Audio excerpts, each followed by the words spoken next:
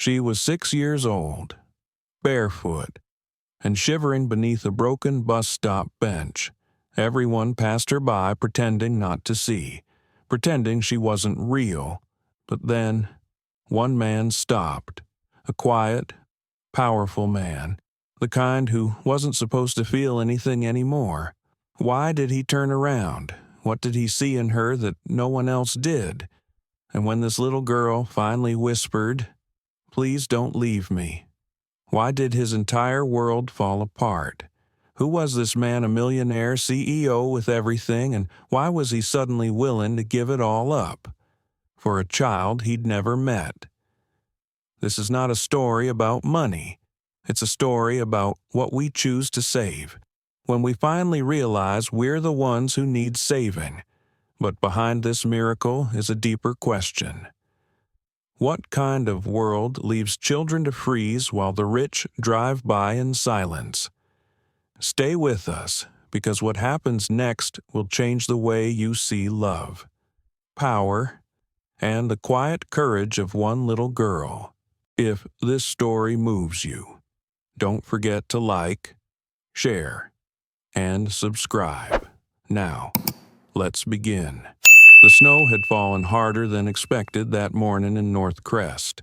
It wasn't the picturesque kind, the soft flurries that made everything look like a holiday card. No, this was the kind of snow that stung your cheeks and filled your shoes with ice water the second you stepped out. The wind carried it in sideways gusts, sweeping through the narrow streets and whistling past the tall buildings downtown.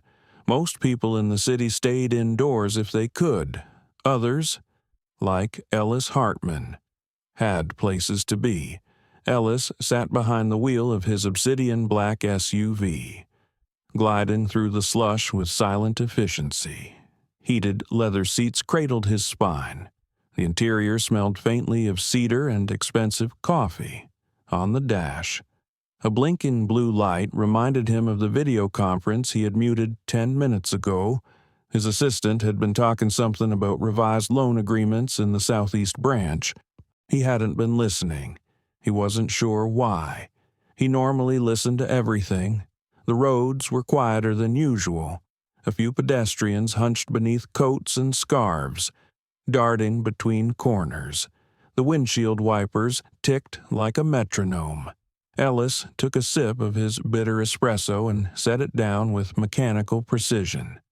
Eyes still focused on the road ahead. That was who he was. Precision, routine, control.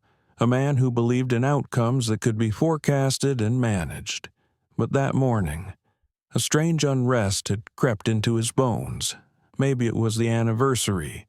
He thought, 5 years ago to the day. His wife Evelyn had passed away in a hospital bed, her fingers wrapped around his in silence. He hadn't cried then, not really. He'd just gone back to work 2 days later and stayed there, letting his calendar swallow everything that hurt. As his SUV rolled past a rundown section of East Main, something flickered in the corner of his vision. He almost didn't see it. Just a blur, a shape too small to belong there. He slowed.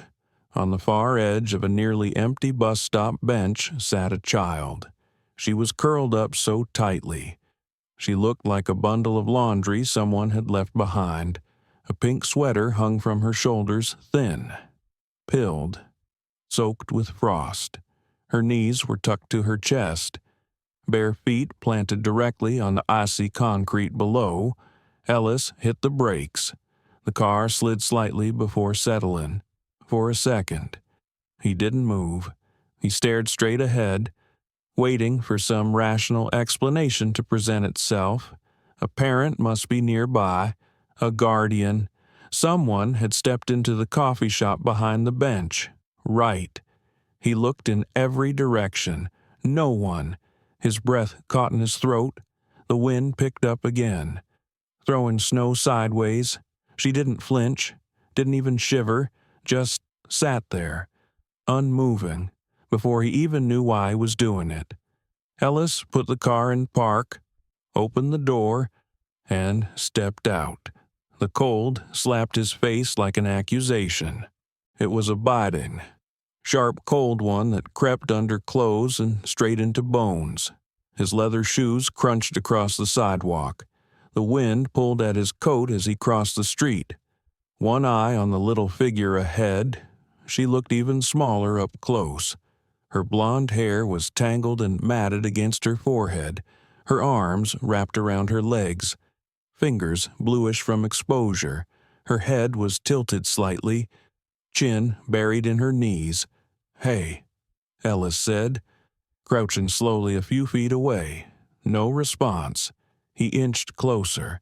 The closer he got, the more the world behind him faded. The business calls, the muted conference, the polished life waiting on the other end of a schedule, it all vanished in the face of what was right in front of him. A child, alone, in freezing air. "Can you hear me?" he asked again. Softer this time. Her eyes fluttered open just barely. Two pale blue irises stared up at him, wide and unblinking. He saw fear there, but not the kind that comes from sudden danger. No, this fear had been there a while. It had settled in, like dust in an empty room. His breath faltered. She opened her mouth slightly, but no sound came. He wanted to ask her name, but it felt too formal, too small for the moment. Instead, he said, "It's okay. I'm not going to hurt you." Her eyes shifted toward his hand as he reached out slow, deliberate. His gloved fingers hovered just above her shoulder, unsure whether contact would help or frighten her more. Then, in a voice so fragile it nearly dissolved in the wind, she whispered one word, "Daddy."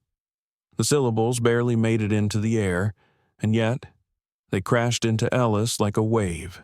He froze. That word, he hadn't heard it in years, not since Evelyn, not since they lost the child they had never gotten to meet, a daughter that never lived past 6 months in the womb. For a moment, he forgot how to breathe. She was looking at him now, her gaze locked onto his like she was clinging to it. And just like that, everything rational in him unraveled. He knelt down further and carefully wrapped his arms around her. Feeling the bitter cold radiating off her skin, she didn't resist. She barely moved. "You're okay now," he murmured, almost to himself. "You're not alone." As he stood, lifting her gently into his arms, her head sagged against his shoulder, and a small sound, half sigh, half sob, escaped her lips. Ellis turned toward the car, walking quickly. The snow thickened again. He felt her icy toes brush against his wrist, and he clutched her tighter. Inside the SUV, the heat blasted the interior. He laid her across the back seat, covering her with the emergency wool blanket he always kept behind the driver's seat. She didn't open her eyes. His fingers trembled as he reached for his phone. He wasn't dialing into a boardroom. He was calling the emergency line at Silver Pine Children's Hospital. There were no calculations now, no market trends, no cost-benefit analysis, just one terrified, freezing child and a man who, without meaning to, had just made the first truly human decision of his life. As he pulled back onto the road, glancing at her every few seconds through the rearview mirror, a sentence looped in his mind. She called me Daddy, and for reasons he couldn't yet understand, he didn't want her to stop. The drive to Silver Pine Children's Hospital felt both impossibly long and brutally fast. Snow fell in thick sheets now, reducing visibility to a few car lengths ahead. The windshield wipers beat a frantic rhythm. Struggling to keep up, Ellis's hands gripped the steering wheel harder than they ever had, his knuckles a stark white against the dark leather. Every few seconds, he flicked his eyes to the rearview mirror. Tessa lay motionless in the back seat, the wool blanket tucked around her as tightly as he could manage. Only the rise and fall of her chest barely perceptible, told him she was still breathing. The car's heater roared. It wasn't enough, not for the kind of cold she'd been sitting in, not for the kind of silence that had settled inside her. He should have been panicking. But Ellis didn't panic. He calculated. He executed. That was who he was. That was who he had always been. When Evelyn was dying, he hadn't cried. He had scheduled the hospice nurse. He had reviewed insurance terms. He had made a spreadsheet for grief and convinced himself that would help him survive it. But this wasn't Evelyn. This was a little girl with frostbitten toes and a voice like threadbare silk, who had looked straight into his eyes and called him Daddy. He couldn't stop hearing it. When the hospital came into view, its red emergency sign glowing faintly through the storm, Ellis cut across the turn lane, tires skidding as he pulled into the drop-off zone. The security guard shouted something as he threw the SUV into park, but Ellis didn't hear it.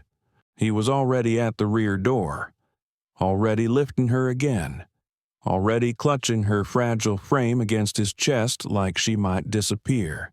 Inside, the warmth of the lobby hit him like a wave, but it only made the cold in her skin more terrifying. The triage nurse looked up from her desk and stood instantly. Code blue intake, she shouted, "We've got a child, 7, maybe 6 hypothermic, nonverbal." 2 others rushed forward with a gurney. "She's been out in the cold," Ellis said, his voice breaking as he tried to explain. "I found her, alone, no shoes. Her skin," he swallowed, "her skin was like ice." The nurse touched the girl's forehead, then nodded urgently. "We've got her, sir. You need to step back." Ellis hesitated. His hands were still wrapped around the little body in his arms. "She called me Daddy," he said quietly, though no one had asked.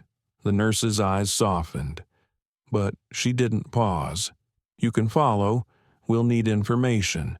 Ellis nodded, dazed, and stumbled after them as they wheeled her through a set of automatic doors that hissed shut behind them. The hallway was bright, too bright. He stopped in the center of it and looked down at his hands. They were shaking. His coat was soaked. There were ice crystals in his sleeves, and his heart. His heart hadn't pounded this hard since the night he stood outside Evelyn's hospital room 5 years ago, knowing she wouldn't make it until morning. He remembered how the doctor had come out then, Dr. Miles, older, soft-spoken, and said, "You should go in, say goodbye," and he had said goodbye, mechanically, as if goodbye were just a word you said and then moved on. He had moved on, but he hadn't healed, not really. He sat down in the nearest plastic chair and stared at the linoleum floor, its surface scuffed from too many nights like this. The chair creaked beneath him. His phone buzzed with emails. He silenced it. For once in his life, nothing about business mattered. Minutes passed, maybe hours. A woman approached, tall, calm, dressed in pale blue scrubs with a laminated badge clipped to her collar. "Mr. Ellis Hartman," he said, his voice scratchy. "I'm Dr. Kayla Renner." She said, "Pediatrics. The little girl, Tessa, is stable for now." He let out a breath so deep it startled even him. "She's suffering from severe hypothermia." Dr. Renner continued, "We've begun slow rewarming. Her core temp was dangerously low. She also appears to be dehydrated and exhausted. Likely hasn't eaten in days, but she's strong. She's responding well." Ellis felt the sting of tears behind his eyes and blinked them away. "Will she talk?" he asked. She said one word, just one. Children in trauma often go mute for a while. The doctor replied gently, "It's protective. Don't push her. Let her come back in her own time." He nodded, unsure what else to say. "Do you know her name?" Dr. Renner asked. She said, "Tessa He whispered, "I think that's her name. Thank you. That helps." The doctor hesitated. "Do you know if she has family guardians?" "No," Ellis said immediately, then caught himself. I don't know.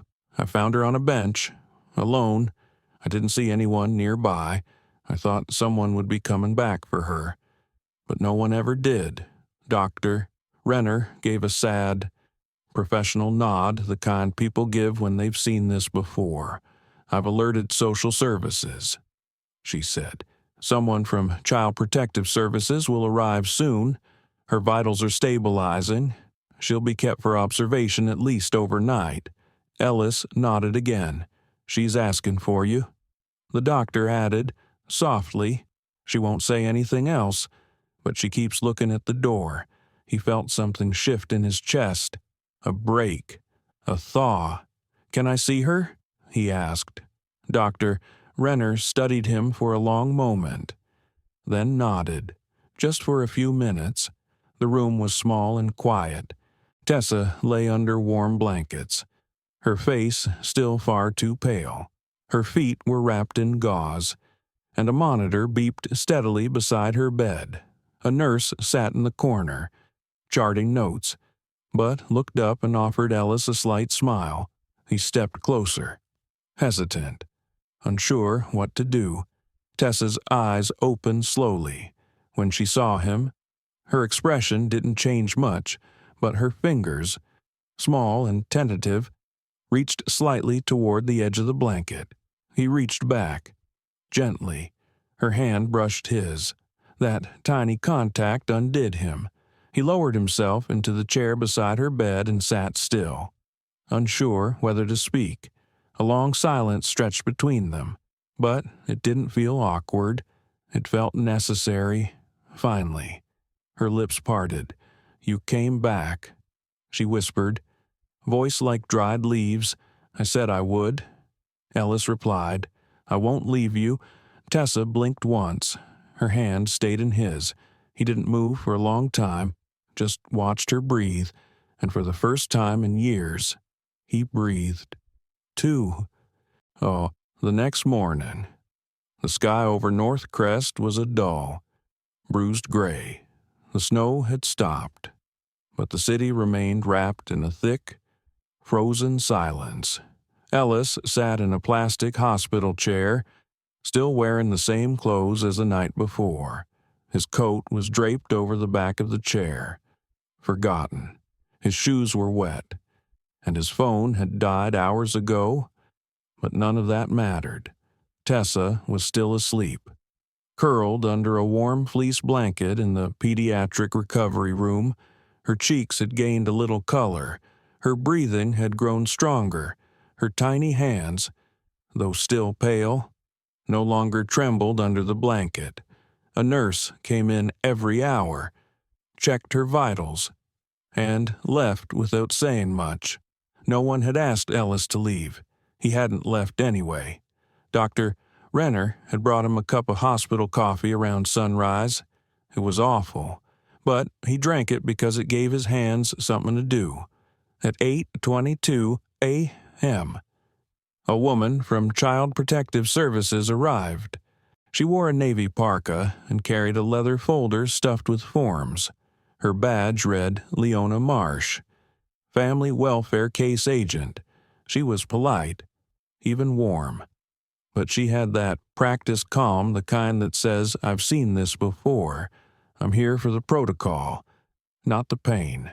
Mr. Hartman, thank you for staying with her through the night," she said, sitting beside him in the hallway outside Tessa's room. The hospital called it in as an emergency abandonment case. Ellis nodded slowly, his shoulders stiff. Leona flipped open the folder and clicked her pen. "Let me walk you through the immediate steps," she said gently. "We begin by registering her under state protective custody. We check missing persons databases, school records, and if applicable, police reports. We interview the child once she's stable enough to speak. Then we place her in emergency foster care." Ellis looked up sharply. Foster care. It's temporary. Leona explained. Just until we locate family or determine a long-term placement. She called me Daddy. Ellis said quietly, "Doesn't that mean anything?" Leona gave him a kind but measured look. It means she's scared, alone, possibly confused. Children in trauma cling to the first source of safety they find. It's very common. I'm not a placeholder. He said. There was a pause. Leona closed her folder slightly. I understand this has affected you. She said, it happens more than you think. A moment like that, when a child reaches for you, it opens something. It's not just a moment.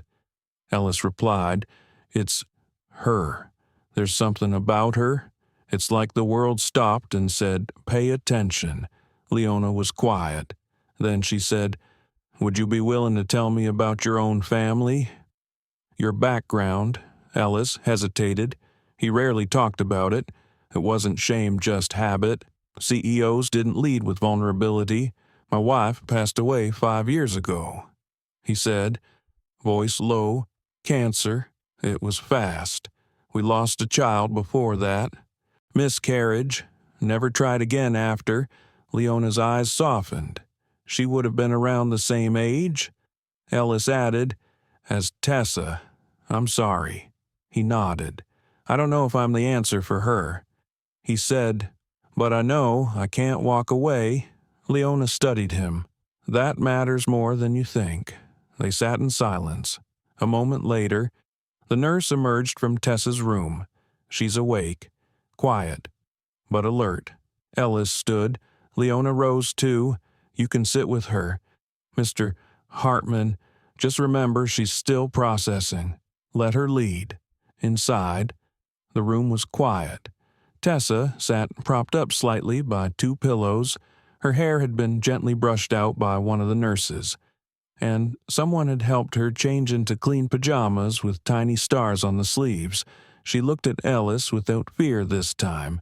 He sat down slowly. Hi, he said. She didn't speak, but her eyes followed his every move. He smiled softly. You're safe here. She looked down at her lap. After a pause, she whispered, you came back. I told you I would. A beat passed. Most people don't. Ellis leaned forward, elbows on his knees. Tessa, can I ask you something? She nodded faintly. Do you remember where you came from? Where you were before the bench. Tessa's shoulders tensed. She pulled the blanket tighter around herself. I didn't mean to make you scared. He said gently, I just want to help. After a long silence, she said, there were lots of houses. We moved a lot, but no one stayed. He waited. There was a woman. Tessa added, she wasn't mean, but she didn't like me much. Her boyfriend was worse. We left one night, and she didn't come back. How long ago? Tessa shrugged. Before the cold started. That could have been days, weeks.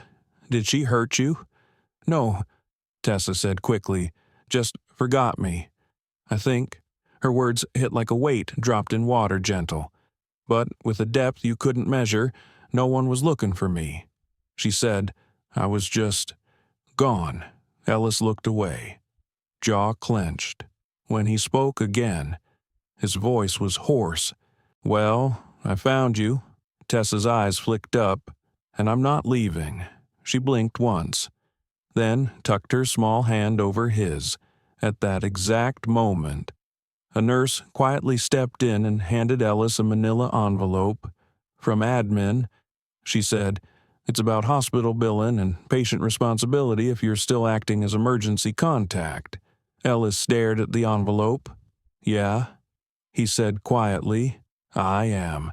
He signed the form without reading it. Tessa's hand stayed in his the whole time. Later that afternoon, Ellis stepped outside into the crisp winter air for the first time since he brought her in. He stood in the hospital courtyard, phone pressed to his ear. I need a lawyer. He said, family law. Emergency guardianship. Find me the best one in the city. On the other end. His assistant stammered. Sir, of course. May I ask? Just find them. He hung up. Snowflakes drifted down again, soft this time, like feathers. As he looked back through the window and saw Tessa's face watching him from the room, he felt something change in him, not because he'd rescued her, but because she had rescued him. She had reached through years of numbness, past every layer of control and achievement and professionalism, and said, without even knowing it, you matter, not for what you build, not for what you own, but for what you choose to love. And Ellis Hartman was finally ready to choose. The lawyer arrived that evening just after sunset. Her name was Camille Foster, and she moved with the quiet authority of someone who'd been through enough custody battles to know the difference between desperation and devotion. She walked into the pediatric lounge wearing a charcoal suit, no makeup, and snow still melting off her boots. She extended her hand to Ellis with a firm, steady gaze. I heard you want emergency guardianship, she said, skipping introductions. Tell me everything, from the beginning. Ellis led her to the far end of the lounge where they sat beneath a flickering wall light. He told her about the park bench, the snow, the hospital, about the word Daddy, about the silence that followed. He told her how Tessa had looked at him like she'd already decided she was his. Camille took notes silently. When he finished, she looked up and said, You signed a hospital form earlier today. Did you use your real name? Yes. Did you list your relationship? Ellis paused. Remembering, they asked. I said I was the emergency contact. They gave me the paperwork. I just signed it. Do you recall what you signed as no? Camille opened her laptop and tapped quickly. I pulled the intake documents. She said, You signed as legal guardian. Ellis blinked. What? It's a generic checkbox. She explained. Hospitals sometimes use it for liability purposes when there's no listed parent or contact. It's not legally binding, but it's symbolic. In situations like this, abandonment cases, it's taken seriously. So, what does that mean? It means, she said slowly, you've already acted as her father in the eyes of the system. It's not custody. Not yet, but it gives you standing. Ellis stared at her. He hadn't even realized what he was doing when he checked that box. It hadn't felt like a legal declaration. It had felt like instinct. I didn't plan this. He said quietly, Of course not. Camille replied, But the question is, do you want this to fight for her? Because if you do, we start now. Ellis thought of Tessa asleep in the next room, the way her fingers curled around his when she dreamed, the look in her eyes when he promised he wouldn't leave. I do. He said, I want to fight for her. Camille gave a small nod, almost like approval. Then we'll file the emergency petition first thing tomorrow. I'll also request a full background search on her. If she's in the foster system, we'll find it. If someone's looking for her, we'll know. And if no one is, Camille hesitated, then we give her a reason to stay. Ellis was still sitting in that thought when Leona Marsh returned the next morning with updates. She had a brown file tucked under her arm and a tired look on her face. I ran her prints, she said, pulling up a chair in the hallway again. She's not registered in any school system. No medical history we can find. Nothing in child welfare databases. Ellis frowned. Nothing. Leona shook her head. She's invisible, which is sadly more common than you'd think. A lot of unreported movement between unofficial guardians, couch surfing, motels. It's a cycle. They slip through cracks, but she must have been somewhere. Ellis said, "Before all this, she was—" Leona replied, "We just haven't found it yet." Ellis felt that same ache in his chest, the ache that had started the moment she said, "You came back. She told me," he said, "that no one ever stays, that people forget her. Just move on." Leona's voice softened. "And you didn't." "No, I won't." Leona paused. "She trusts you. I see it. That matters in our world." Before she left, she placed the file in Ellis's lap. "Keep this, in case you want to submit your own petition. Her name's not even listed on official record, just a first name. But you've already given her something the system couldn't." "What's that?" "A face she recognizes in the morning." That night, Tessa ate her first full meal, grilled cheese and warm soup. She still barely spoke, but she didn't let go of Ellis's sleeve the entire time. He watched her closely. Her eyes were alert, scanning the room with quiet calculation. He recognized that look. It was how he used to scan boardrooms before hostile takeovers. The eyes of someone who'd learned early never to fully relax. When the nurse brought in a coloring book, Ellis knelt beside her. "What do you want to draw?" he asked. Tessa looked at him for a long time, then said one soft word, "A house." She chose a purple crayon and began carefully drawing a square, then a triangle roof, then a tiny door. Ellis watched her hand shake a little as she tried to make the lines straight. He swallowed. "Have you had a house before?" he asked gently. Tessa nodded. "Some. Did you like them?" She shrugged. "They weren't mine." Her words struck him like wind through a cracked window, cold and subtle, but undeniable. "I want to give you one," he said. Barely above a whisper, she looked at him, wide-eyed. He smiled. "A house, with your name on the mailbox." Tessa blinked once, then went back to drawing. The door she drew next was blue. The next morning, the court hearing for temporary guardianship was scheduled. Camille met Ellis at the courthouse steps, files in hand, coffee in the other. "Are you ready?" she asked. "I've launched tech companies in 4 continents." Ellis said, adjusting his coat, "But I've never been this nervous. Welcome to family court." Inside, the judge was kind but firm. She read through Camille's paperwork, glanced over the hospital affidavits, then turned to Ellis. "Mr. Hartman," she said, "you understand that emergency guardianship places this child in your legal care health decisions, shelter, food, schooling until a permanent arrangement is made or another guardian comes forward. I do. Are you prepared for that?" Ellis looked straight into the judge's eyes. "More than I've ever been prepared for anything in my life." There was a pause. Then the judge nodded. "Granted." And just like that, Tessa had a guardian. Ellis walked out into the courthouse steps with a piece of paper in his hand and a gravity in his chest he hadn't felt since holding his wife's hand the day they signed their marriage license. It wasn't just ink on a page. It was the start of something sacred, something that might just save them both. The next few days blurred into a quiet rhythm neither of them expected. Tessa stayed in the hospital for continued observation while the doctors ran tests and kept her stable. Ellis came and went, like clockwork early mornings, late evenings, always with something warm in his hands.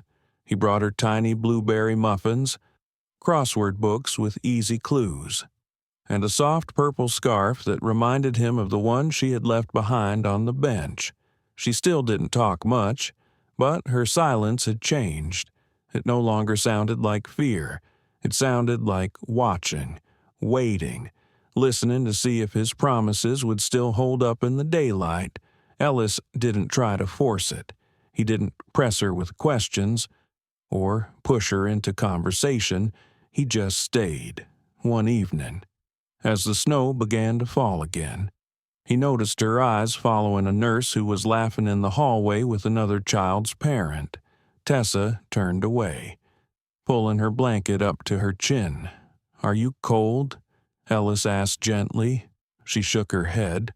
He hesitated, then said softly, "What are you thinking about?" Tessa didn't answer right away, but after a pause, she said, "That kid's mom brought cookies." He smiled a little. "Would you like some cookies?" Tessa nodded. "What kind chocolate chip?" "Not the kind with raisins. Raisins lie." Ellis chuckled. "I agree. Raisins are traitors." It was the first time she smiled. It was small, barely a lift of the corner of her mouth, but it hit Ellis with a quiet force he wasn't prepared for. He leaned back in his chair and let himself breathe for the first time in hours. When he returned the next day with fresh-baked chocolate chip cookies still warm, tucked in a wax paper bag from a small bakery near his office, Tessa looked up at him like she wasn't sure how to react. "You remembered?" she said, surprised. "I told you." He replied, "I don't forget things that matter." She took one, chewed thoughtfully, then whispered, "It's good." He leaned closer. "Better than raisins." She gave him a full smile this time. That afternoon, the nurse came in with discharge papers. "She's medically cleared." The nurse said, "Vitals are stable. If you've got that guardianship order, she can be released into your care." Ellis nodded, his heart beating faster than it had in years. He signed the forms, thanked the staff, and turned to Tessa. She stood beside the hospital bed, holding the purple scarf he'd brought her. She looked smaller without the hospital walls. "We're going now?" she asked. Uncertain. "Yes," he said, crouching to her level. "Unless you'd rather stay." She clutched the scarf tightly. "Will it be warm?" He nodded. "Warmer than this place, I promise." Ellis's townhouse sat on the edge of a quiet neighborhood in North Crest rows of brownstone homes with ivy-covered balconies and frost-dusted trees. It had been years since anyone else had lived there with him. The guest bedroom still had the same beige comforter and bookshelf from the last time his sister visited years ago. He hadn't planned for a child, but now he made space. He bought a small lamp with stars on it, replaced the bedding with soft flannel sheets and a comforter covered in little clouds, filled the shelf with dog-eared copies of Charlotte's Web and Matilda and a small stuffed bear from the local market. He placed her scarf on the bed last. Tessa stepped into the room cautiously. Her boots were still wet. She looked around slowly, then sat on the edge of the bed like it might disappear if she leaned too hard. "This is for me?" she asked. "It's yours. All of it?" "Yes." She looked around again. "It doesn't smell like other people." Ellis paused. "No. No one's used this room in a while." She traced a finger along the edge of the nightstand, then whispered, "No one ever made space for me before." Ellis sat beside her, careful not to crowd her.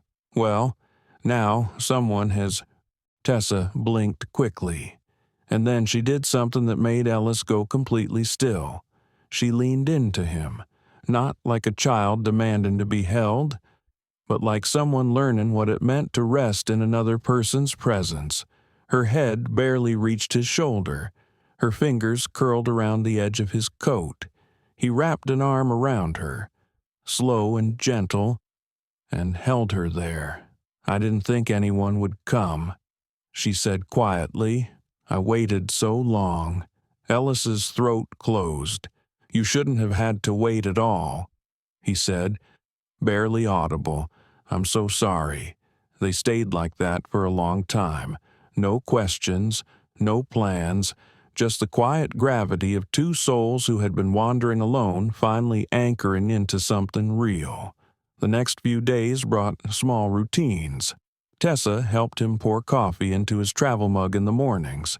He showed her how to fold the kitchen towels properly. She made faces at his serious suits and told him his ties were boring colors. He smiled every time she did it. He had never realized how silent his life had been until her small voice filled it with color.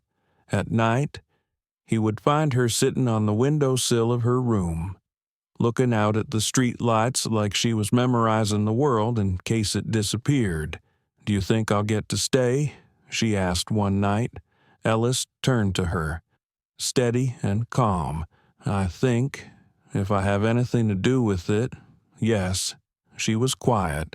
Then she whispered, "Even if I mess up, you're not here because you're perfect. Tessa, you're here because you matter." She looked at him for a long time, then nodded. "Okay," she whispered, and for the first time since he met her, she slept through the night. Snow clung to the edges of the sidewalk as Ellis and Tessa walked hand in hand to the Northcrest County Records office. The sky hung low, gray and tired, but the moment felt warmer than it had any right to be. It had been 2 weeks since Ellis brought her home. 2 weeks of bedtime routines. Cocoa with marshmallows, silent stares across cereal bowls, and the first laugh she ever let him hear while watching cartoons on a Sunday morning. But this was different. This was something he had promised and she had remembered. "You said I didn't have to be invisible anymore," she had told him the night before. He had looked up from the paperwork on his lap. Surprised she remembered his exact words. "I meant it," he said, now, with a soft scarf wrapped around her neck and her fingers tucked in his palm. They stepped through the glass doors together. Camille was already waiting at the front desk. Her smile was brief but encouraging. "We're just here to apply for a new birth certificate," she told the clerk. The woman behind the desk looked over the documents, then glanced at Tessa. "Do you know your full name?" Sweetie Tessa shifted on her feet. She looked up at Ellis. Unsure, he crouched beside her. "You tell her what you remember." "Okay, my first name's Tessa." She said, "That's what my mom called me." "Last name?" She hesitated. The clerk was patient, but the pause lingered. I don't know," Tessa whispered. Ellis's chest tightened. The clerk leaned in. "That's okay. Honey, do you want a new one?" Tessa looked at Ellis again. "Can I?" Ellis nodded gently. "Yes, you can have any name you want." She thought for a long moment. Then she whispered, "Langley." Camille raised an eyebrow. "Why that one?" Tessa said nothing at first. Then there was a motel, Langley Arms. It was the last place I remember before the snow. I think that's where I got left." The word "left" cut the air like frost. Ellis swallowed hard. Tessa Langley. Then she looked up at him. "Is that okay?" He smiled. "That's perfect." The paperwork moved forward. Camille handled the logistics while Tessa drew a tiny flower on the side of the form with a borrowed pen, when the clerk handed her a temporary certificate. Tessa stared at it for a long time. "That's me," she whispered. "Yes," Ellis said softly. "That's you. You gave me my name back." She didn't say thank you. She just held the paper against her chest like a treasure. On the walk home, Ellis noticed her humming. It was the first sound he'd heard her make without fear or hesitation. A small melody. Tuneless, but free. He didn't interrupt. He just let her fill the silence. That night, after she fell asleep, Ellis sat in his study staring at the fire. His home had changed. It wasn't in the decor, or the presence of a child-sized toothbrush in his bathroom. It was the way silence no longer echoed, the way purpose had replaced routine. He pulled out his phone and called his sister. "Meredith." She answered on the second ring. "Well?" Look who finally remembers he has a sibling. Ellis chuckled. You always start this way, only when you disappear for months at a time. What's up? I need advice, he said. There was a beat of silence on the other end. Ellis never asked for help. I'm listening. So he told her. About Tessa, the snow, the hospital, the certificate, all of it. When he finished, Meredith exhaled. Wow. I know. He said, it sounds impossible. It sounds beautiful. Ellis let the quiet stretch between them. Ellis, she added gently, you realize this isn't just about fixing something broken. You're building something new. I keep wondering. He admitted, if I'm enough, if I can be what she needs. I've spent 20 years in boardrooms. I don't know how to parent a child who's never had one. You don't have to know everything, Meredith said. You just have to stay. He blinked. She told me no one ever stays. Then be the one who does. The next morning, Camille called with news. There's a record hit. She said, we found a birth report. The date and first name match, and the last name was Langley. Ellis froze. Wait, so she remembered right? Yes, but there's more. Camille hesitated. Her mother was a transient, no fixed address. She died 2 years ago in a shelter fire. Ellis closed his eyes. She's been alone since then. It appears so. No known relatives. No guardianship filed. But here's the thing, because there's now confirmation of birth. And you have guardianship. We can file for permanent custody. He stood up from his chair, heart pounding. Do it, he said. File it all. That evening. Tessa found him sitting by the fireplace again. She walked in slowly, clutching a piece of paper in her hand. I drew something, she said. He looked up. Can I see? She handed him the drawing. It was a rough sketch, childlike but careful. A little house, a tall man, a girl with a scarf, and a mailbox. On the mailbox was a name, Langley Hartman. He stared at it. You gave me your name, she whispered. Can I keep it? Ellis's eyes burned. Yes, he said. You can keep it as long as you want. She sat beside him, small shoulder against his. I want it forever. The day Tessa's custody hearing was scheduled. Ellis stood in front of the mirror longer than usual. His suit was flawless, charcoal gray with a muted navy tie, but his hands trembled slightly as he knotted it. Not from fear of losing the case, but from something deeper, something he hadn't allowed himself to name until now. He was afraid of losing her.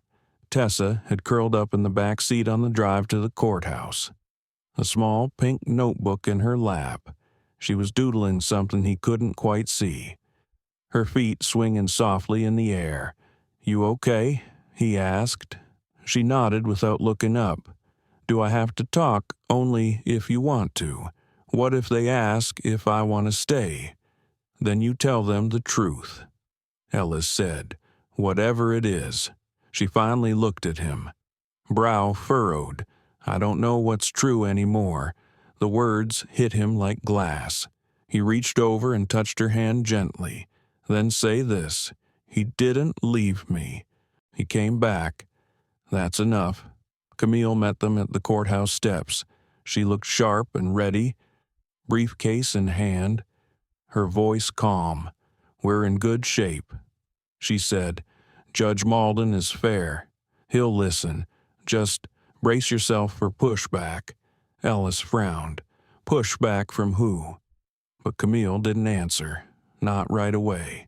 When the courtroom doors opened, Ellis saw her, a thin, sharp-faced woman in a tight blazer with a smug smile that didn't reach her eyes. Who's that? He asked quietly. Joan Kinley, Camille said. CPS Regional Supervisor. She filed an emergency motion this morning objecting to your petition for permanent custody. Ellis's jaw clenched. On what grounds she claims the state failed to vet you thoroughly, that your influence and wealth may have interfered with the process. She's asking for a reevaluation of temporary placement. She wants to remove her from my care. Camille nodded. She'll make it sound procedural. But yes, Ellis looked down at Tessa. She had heard everything. Her grip on his hand tightened. Inside the courtroom, the walls felt colder. Everything smelled of polish and paper. Judge Malden sat tall behind the bench. His voice was measured, his expression unreadable. Kinley stood first. Your Honor, while we appreciate Mr. Hartman's well-intentioned intervention, the department has concerns. The child was not placed through standard channels. We don't have sufficient documentation of emotional compatibility or psychological safety. Camille rose. With respect, Your Honor, Mr. Hartman acted in accordance with an emergency guardianship clause, verified by both hospital and CPS agents at the time. The child has shown marked emotional improvement. Her identity has been confirmed. There is no known next of kin. And yet, Kinley interrupted. We have no precedent for a Fortune 500 CEO assuming unvetted custody of an undocumented child. Ellis stood. Your Honor, he said quietly, if you'll allow me. The judge nodded. Ellis stepped forward, his voice calm but resonant. I understand the concerns. I understand the process matters. But this? He looked at Tessa. This isn't about wealth or status or titles. This is about a little girl who was freezing alone in the snow. No one came for her. No one called. No one even knew her name. Tessa sat upright in her seat, eyes wide. She didn't need a process. Ellis continued. She needed a person, someone who wouldn't leave, and I told her I wouldn't. That's the promise I made. Kinley folded her arms, unimpressed. Mr. Hartman, intentions don't equate to qualifications. Ellis turned to her. You're right. I'm not qualified in the traditional sense. I've never raised a child. I didn't grow up with siblings, but I've sat with her every night for 2 weeks while she learned how to sleep without fear. I've watched her memorize the color of morning light through the bedroom window like it might disappear.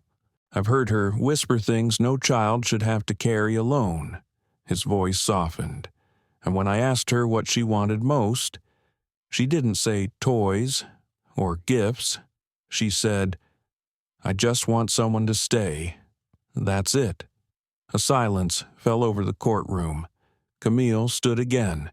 Your Honor, we have submitted psychological evaluations from the attending physician, video documentation from the initial encounter, and letters of character from multiple sources.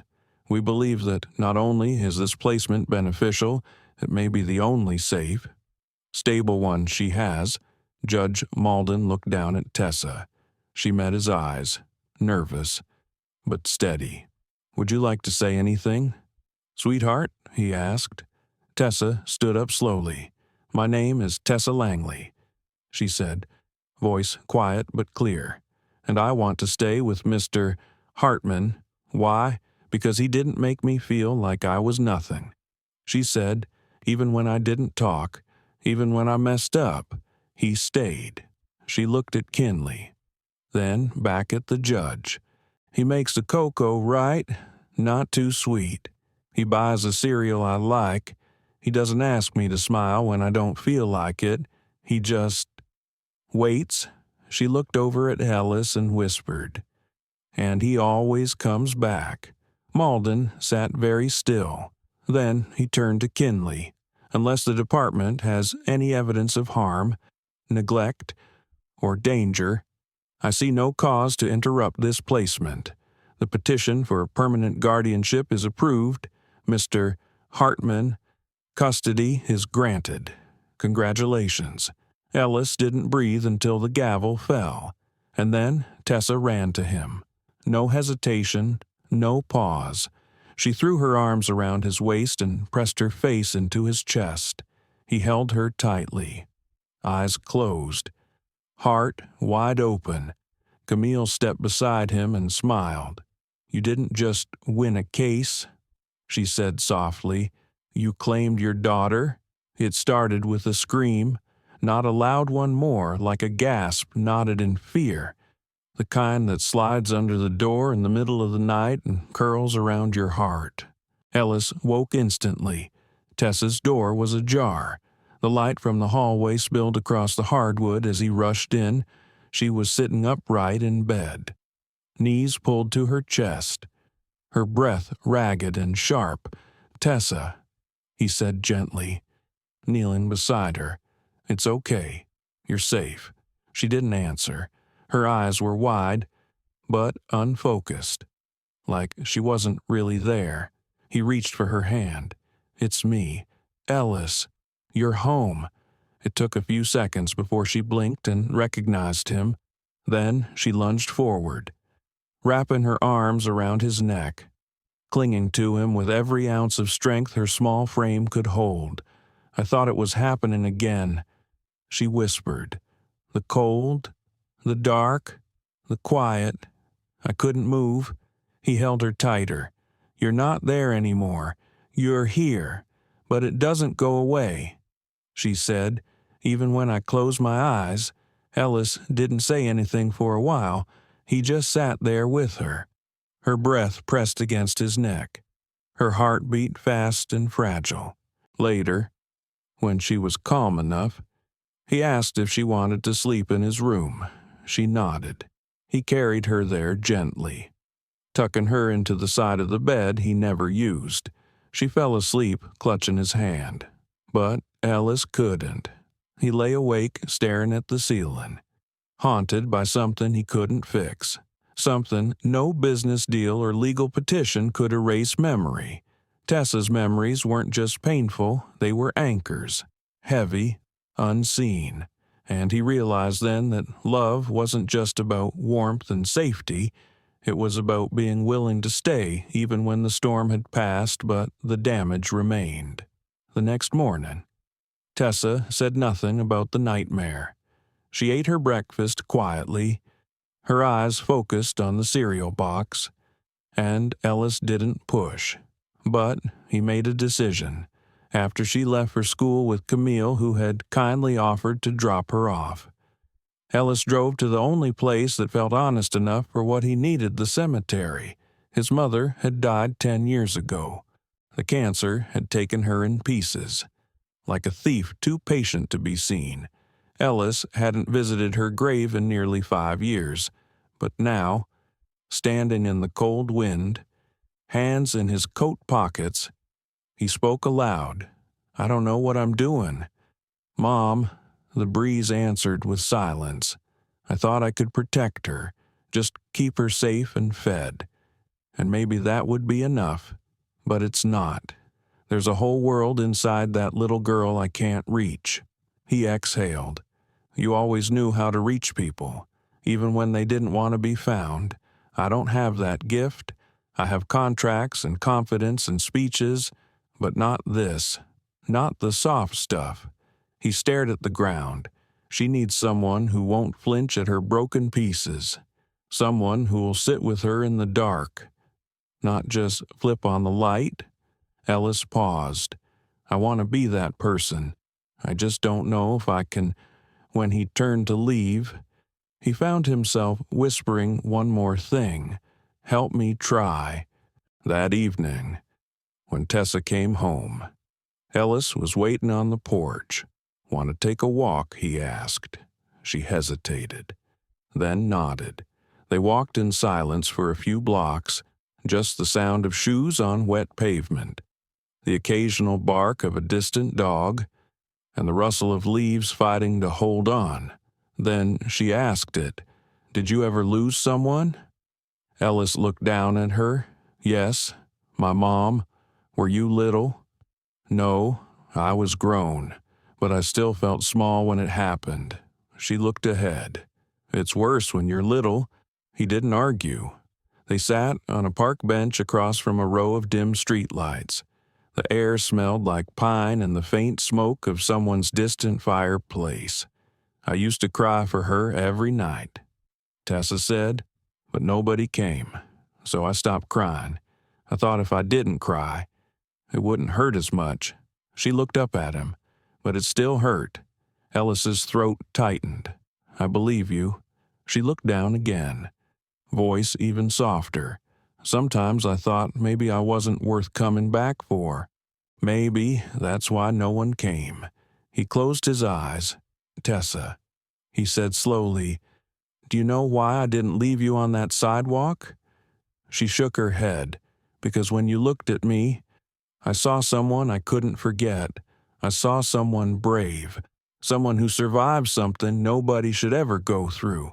She didn't speak. I didn't stay because I felt sorry for you. I stayed because I saw you. And what I saw was someone I wanted to protect. Tessa leaned into his arm. I didn't think grown-ups could love you if you were broken. Ellis turned toward her. I think the best ones do. She was quiet again. Then, almost too soft to hear, you're the father I never had. He froze, not out of fear, but out of the weight of what she'd just given him. It wasn't a compliment. It was a declaration, one spoken with all the hope and pain of a child daring to believe in something again. He turned and gently pulled her into his side, arms wrapped around her shoulders. Not to rescue, not to fix, but simply to hold. And in that moment, Ellis knew. He wasn't just filling a role. He wasn't just shelter. He was family.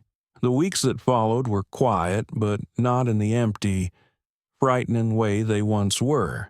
It was the kind of quiet that settles into a home when two people begin to trust that it really is home. The kind of quiet that fills a kitchen where a child hums under her breath while doing homework. And a man who once measured success in profit margins now measures it in how many bites she finishes at dinner. Ellis found himself adapting to rhythms he never thought he'd crave, packing lunches with too many apple slices, driving slowly through school drop-offs while Tessa waved from the sidewalk, leaving little notes in her backpack that simply said, "You've got this," and Tessa, in her own quiet way, began to bloom. She asked for a knot light, but then turned it off by morning. She started drawing again, not just flowers and suns, but people. A tall man in a coat holding the hand of a small girl with a pink beanie. Her lines were still shaky, but the faces had smiles now. But healing doesn't always walk in a straight line. One afternoon, Ellis got a call from the school. Tessa had an incident in the class. The teacher said gently. Another student made a comment about foster kids not having real families. Tessa shoved her desk over. She didn't hit anyone, but she ran out crying. Ellis left work without a second thought. He found her in the nurse's office, curled up in the corner chair, her coat clutched like a shield.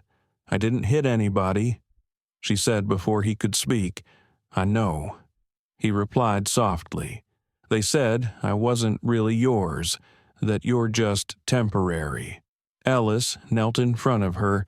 "Do you think that?" She stared at her boots. "I don't know what to think. I didn't used to believe people stayed, but now I do, and that scares me." He nodded slowly. "It's okay to be scared. It means it matters." That night, after she'd fallen asleep beside him on the couch during an old animated movie, Ellis sat with Camille in the kitchen. "She's trying," he said, "but the world keeps reminding her she doesn't fit." Camille stirred her tea. "That's not her fault. That's ours." He looked at her. "We build systems that claim to protect kids like her," she continued. "But most of those systems are underfunded, overloaded, and poorly understood. And then we act surprised when those kids carry their trauma like armor. Ellis exhaled. I don't want her to need armor anymore. Then don't give her reasons to wear it. The next morning, Ellis made a decision. He called a reporter from the Northcrest Ledger, an old contact from his early days in public relations, and invited him to coffee. I have a story, Ellis said. Not for headlines, not for clicks, but because there are thousands of kids like Tessa out there who need the world to look at them differently. The reporter, a man named Nolan Graves, listened carefully as Ellis shared everything from that freezing morning on the sidewalk to the courtroom victory, and even the nightmares that hadn't entirely faded. Nolan nodded slowly, eyes serious. I'll write it. He said, but are you ready for what comes next? What do you mean, when people find out? There'll be attention, criticism, maybe even questions about your motives. You're a CEO. This doesn't fit the narrative. Ellis looked out the window, where Tessa's school bus had just pulled away from the curb. I don't care about the narrative. I care about the truth. The article ran the following week. Its title was simple. She believed no one would stay until he did. It went viral within hours. Parents wrote in, sharing stories of their own adoptions and battles with the system. Survivors of childhood neglect commented from across the country, saying they saw themselves in Tessa. Others criticized Ellis, calling it a PR move or emotional bait. Ellis ignored the noise, but something unexpected happened. He started receiving letters, dozens, then hundreds. Some came from teenagers in foster homes, others from adults who had grown up invisible. Many came from children, written in messy crayon handwriting. Dear Mr. Hartman, I wish you were my dad, too. Thank you for not leaving her. That's the best kind of hero. I hope you make more room in your house. There are more of us out here. One letter, written in pencil on a ripped piece of lined notebook paper. Stayed with him more than any other. My name is Callie. I'm 9. My mom left when I was 3. My dad drinks. I sleep in a closet. But I read about you, and now I hope that's all. Just hope. Ellis folded that letter and kept it in his wallet. He didn't know what to do with it yet, but he knew he couldn't forget it. The more the story spread, the more people began reaching out.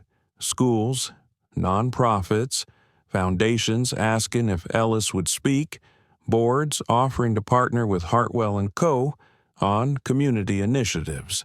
And among them, one request that nearly stopped his heart. It was from Tessa's aunt, a woman named Brenna Langley. She had seen the article online. The message was short. I'm not proud of how I disappeared. I was young. I was scared. But I want to do what's right now. Please let me meet her. Ellis stared at the screen for a long time. Then he clicked the message closed and sat down on the edge of the couch, where Tessa was coloring a dog with rainbow ears.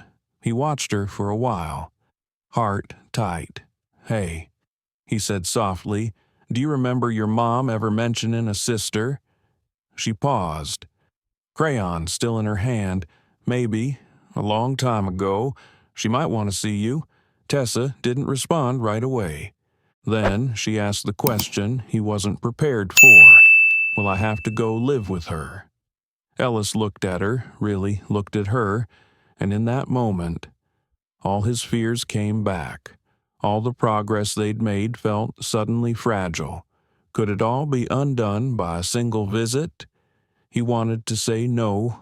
He wanted to say, you're mine, and I'll never let go. But he didn't.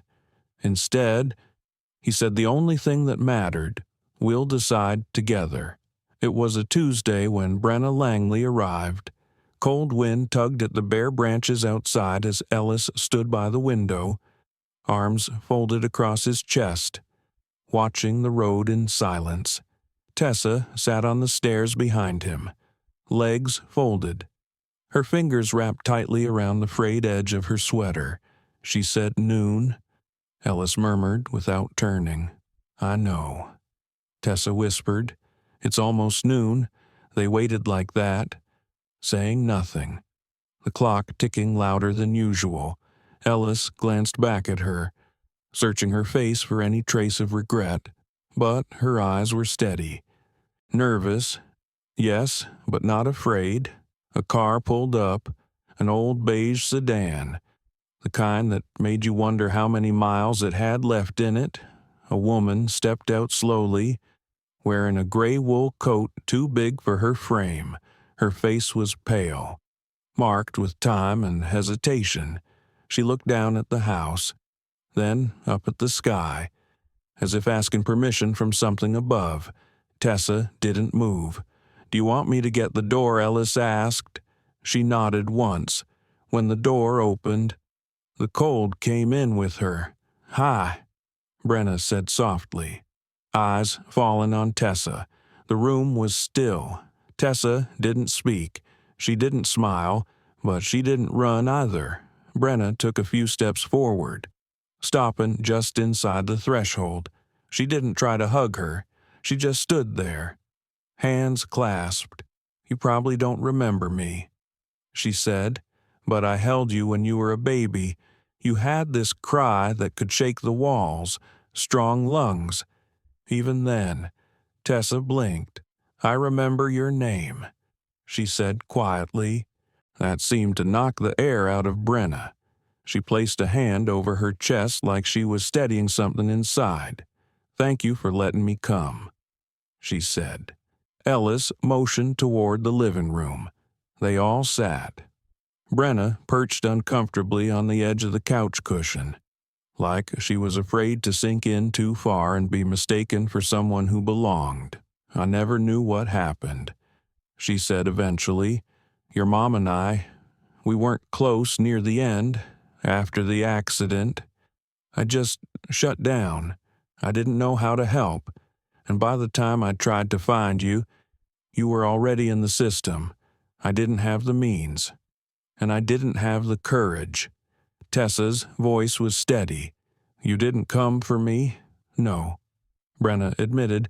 I didn't, and I regret it more than anything. The silence that followed was thick and fragile. Brenna looked at Ellis, eyes grateful. She seems safe here. She is, Ellis replied calmly. She seems loved. She is. Tessa glanced between them. Why now? She asked. I saw the article, Brenna said, and I thought, maybe it wasn't too late to say sorry. Ellis watched closely. Tessa didn't flinch. She didn't cry, but something in her expression shifted. The guarded lines of her face softened not with forgiveness, but with a kind of exhausted understanding. Sorry doesn't fix it.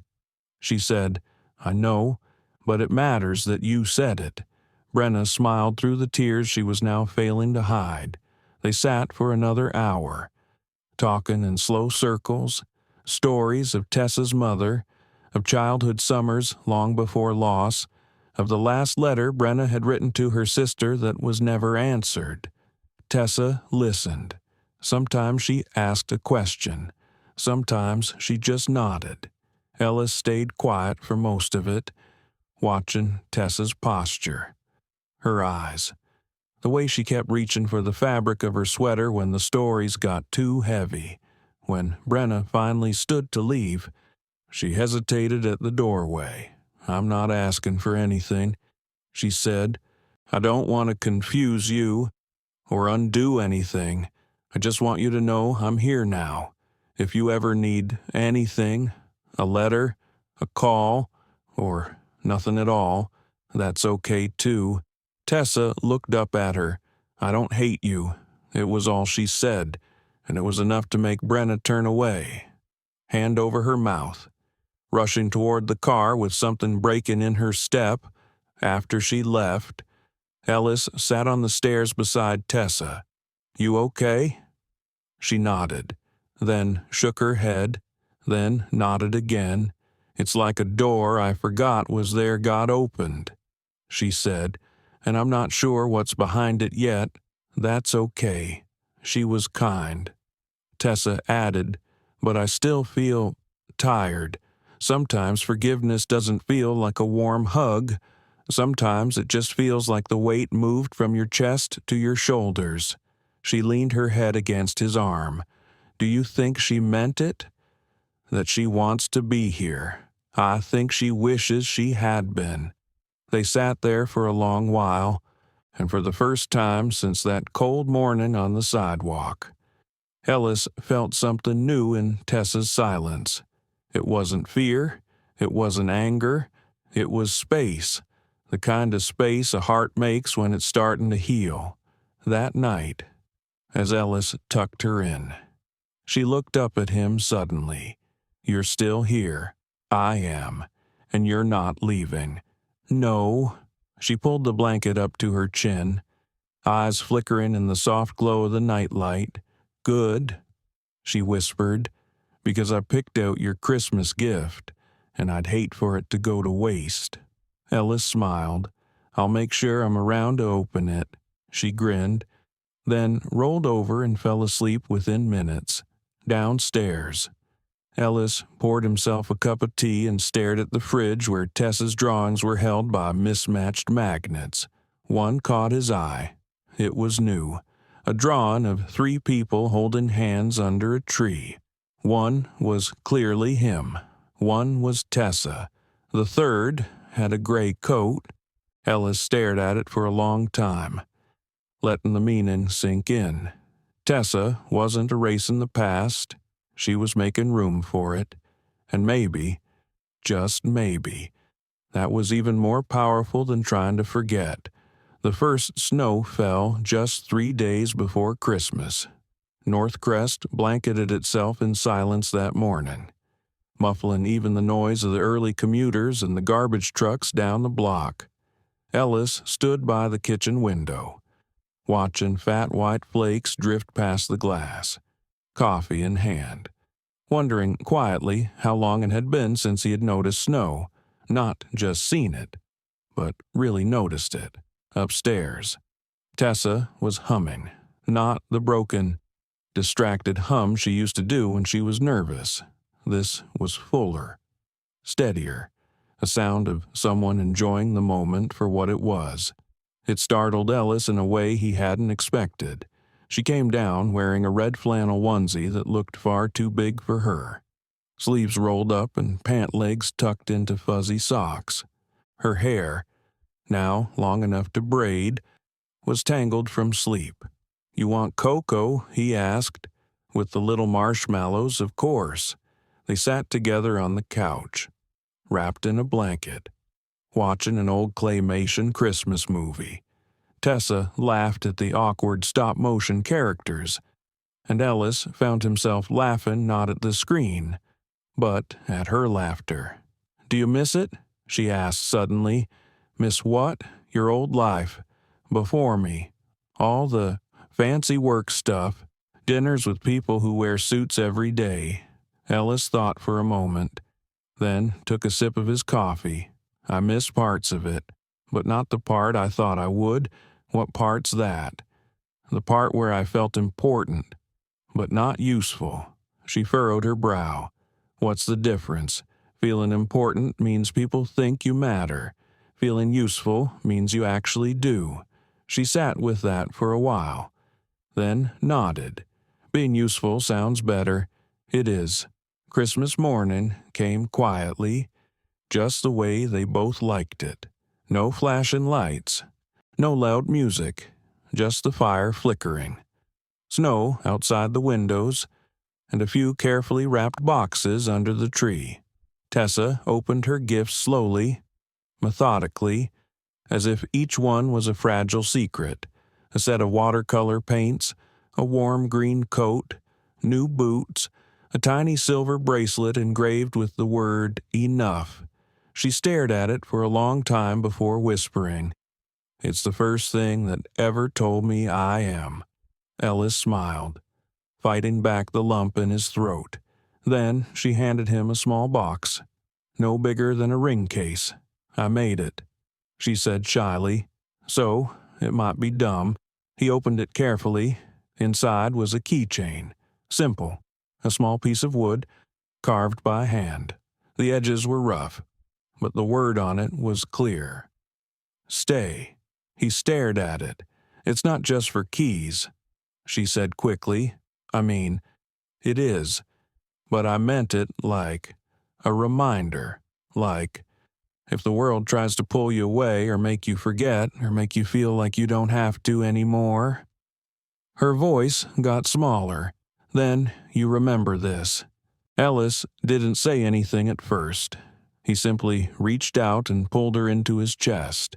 He held her there for a long time, listening to the way her breathing matched the rhythm of his. Then, softly, "I'm not going anywhere." Later that evening, as twilight fell and the world outside took on that silvery blue tone only snow can bring, Ellis found himself sitting on the back porch, coat wrapped around him, the wooden keychain resting in his palm. Camille arrived just before dinner. She brought a lemon tart, as always, and one of those crooked smiles that said she had news but was trying not to show it all at once. Over dinner, she cleared her throat. "I got a call from a woman at the State Department.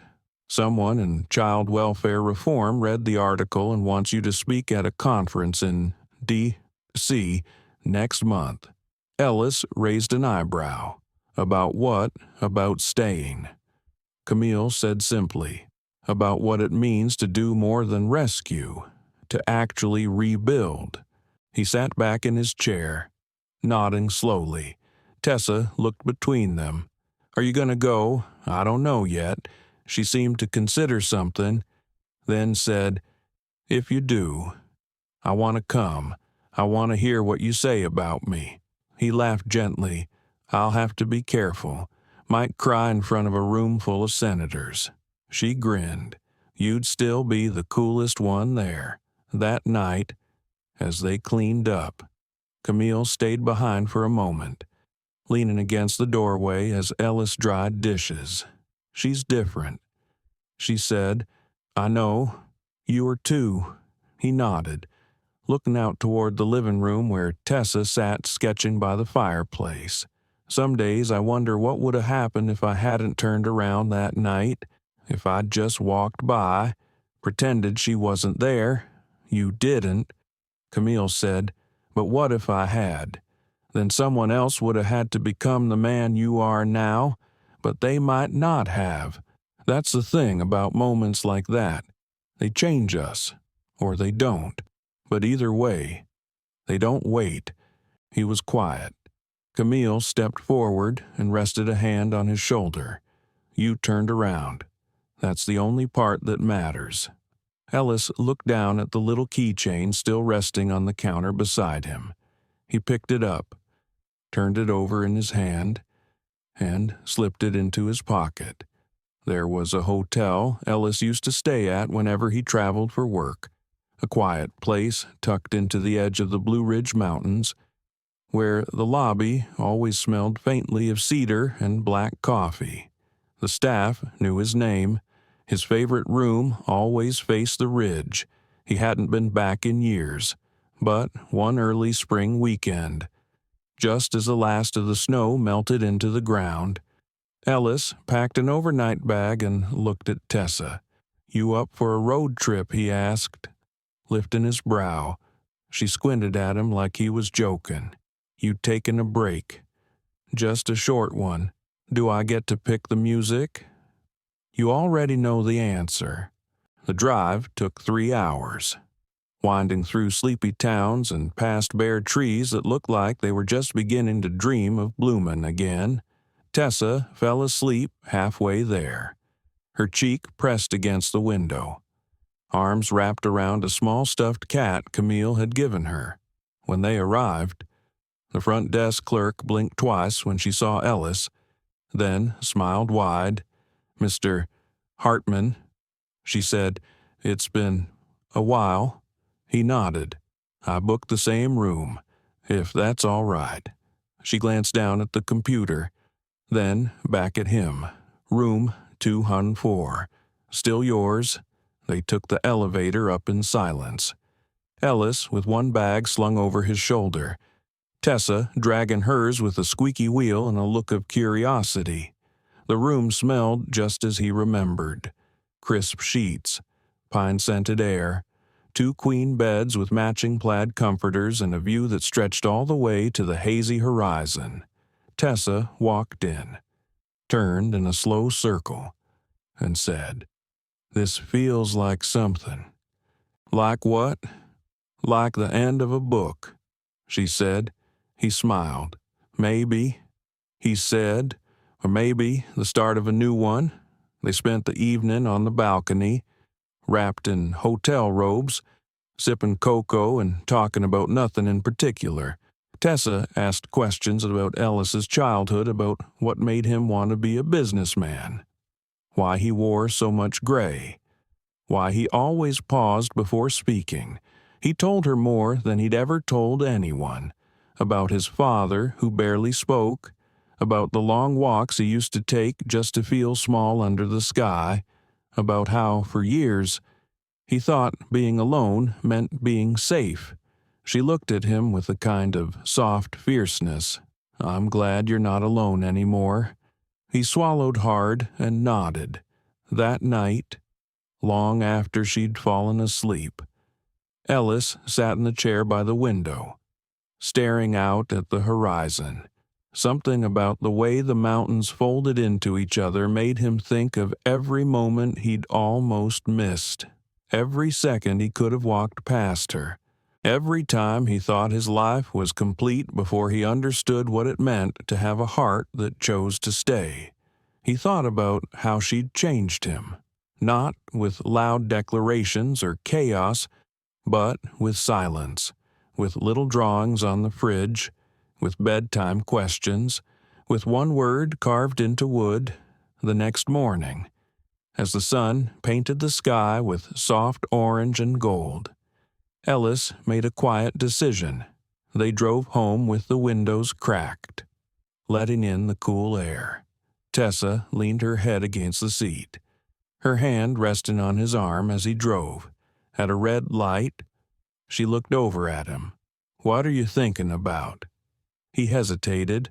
"I'm thinking about making something permanent, like a tattoo." He laughed. "No, like adoption." She stared at him. He kept his eyes on the road. "You don't have to say anything," he said. "Not right away. I just wanted you to know that if you ever wanted to make this official." She didn't let him finish. Her arms were suddenly around his waist, squeezing him as best she could from the passenger seat. The seatbelt locked and buzzed in protest. But she didn't care. "You mean it?" "With everything I have." Tears ran down her cheeks, but she was smiling. "Then, yes," she whispered. "Yes." The paperwork took months. Background checks, interviews, signatures on top of signatures. But through it all, neither of them wavered.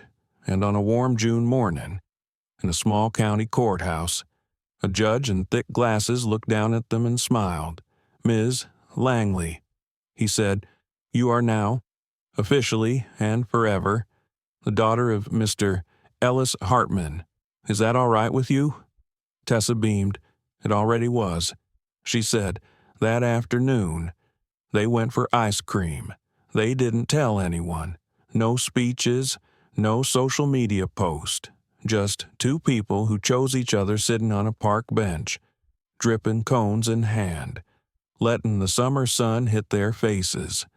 Later that evening, as they unpacked the last of the papers and framed her new birth certificate, Tessa pulled something from her drawer, the wooden keychain. She turned it over, smiled, and handed it back to him. "You can take this off your keys now." He raised an eyebrow. "You sure I don't need to remind you anymore?" She said, "You stayed." He swallowed hard and closed his fingers around it. You're right. I did. They sat together that night, shoulder to shoulder, the summer wind rustling through the open windows. And though Ellis had been in boardrooms and planes and mountains and meetings that shaped the world, he knew without a doubt that this was the most important room he'd ever been in, the one with 2 beds and a future built between them. She called him Dad without hesitation, not because he gave her gifts, but because he stayed. In a world where so many children are abandoned, unseen, or ignored. One man, who once believed he had it all, discovered that his true worth wasn't measured in dollars, but in the warmth of a little girl's hand in his. Tessa's story reminds us that behind every child on the street is a question we're too afraid to ask. Why is this okay? Why do we tolerate silence in the face of suffering? Why do we look away when all it takes is one person to change a life? This isn't just a tale of rescue. It's a mirror, a challenge to every system, every prejudice, every heart that has ever hesitated to see value in the vulnerable. May we all learn to stop, to turn around, to stay. And if this story touched you even a little, please like, share, and subscribe to our channel. Your support helps us bring more stories that matter, stories that heal, challenge, and awaken. Because the world doesn't need more billionaires. It needs more people willing to whisper, "I won't leave you."